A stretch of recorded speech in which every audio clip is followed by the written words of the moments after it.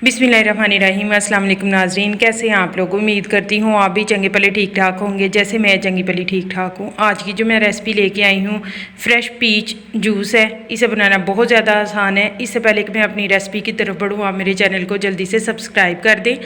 तो channel start करते हैं। बिस्मिल्लाहिर्रहमानिर्रहीम। मैंने पीच लिए, पीच को छील के इन्हें अच्छी तरह से चॉप किया और ब्लेंडर में डाल दिया अल्हम्दुलिल्लाह से। फिर पुदीना पुरक रहा था, मैंने इसमें जाना है, मैंने उसे भी सूट दिया। इसमें 3 चमचे मैंने भर के चीनी के वो भी इसमें सूट दी। चीनी ने भी जंप लगा के इसके अंदर चली गई। लो जी, फिर मैंने बर्फ़ कूट के वो भी इसमें शामिल कर दी। पानी कह रहा था चीहे मार मार के मैं रह गया, मुझे मीनू भी पा लो, मैंने उसे भी जल्दी से इसमें सूट दिया।